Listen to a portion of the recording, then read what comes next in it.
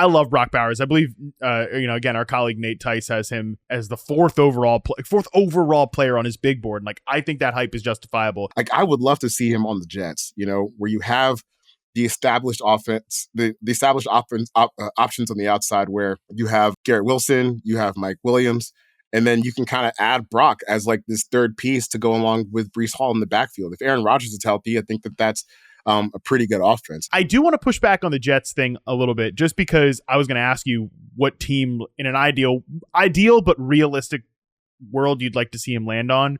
Are you not a little concerned that like this guy that we're talking about, a nebulous role, and like how is he going to be used? Are you not a little concerned that like Nate Hackett's going to be the guy who's got to figure this out? What if I tell you Brock could be Aaron's next version of Randall Cobb? Another interesting player comparison that I've heard, I think it was EJ Snyder and Brett Coleman from Bootleg Football Podcast. They compared him to like Kyle Juszczyk, right? Like a souped up version of Kyle Juszczyk, right? In some of the ways that San Francisco is able to weaponize him as a receiver. So I know these are kind of like weird player comparisons, but I think that's just, to your point, that's sort of the territory we're in with Brock Bowers and just kind of the offensive weapon. Yeah, not the like Rondale Moore offensive weapon, like fake receiver type gadgety stuff, but a true like mismatch creator at multiple positions.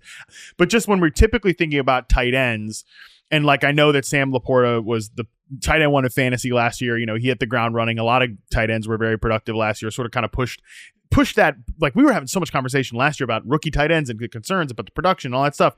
This last year's class kind of pushed that off a little bit, but I do just wonder, because Brock Bowers is going to be a guy that's so really overloaded with information. That's usually how the tight end position happens, right? Is you get thrown into the fire, right? And like you got to learn NFL blocking schemes and you got to learn NFL route concepts. And like Brock Bowers might be a guy that you get him to a team and then you've got galaxy brain Nate Hackett about like, oh, we've got to put him in all these different spots and all this stuff. And could he be a little overloaded with information? And then especially to bring the Aaron Rodgers factor in here, a guy that gets frustrated with rookies and young players and stuff like that. I just see a little bit more toxicity in that potential marriage. And but I understand your point about personnel wise, where he certainly fits in there.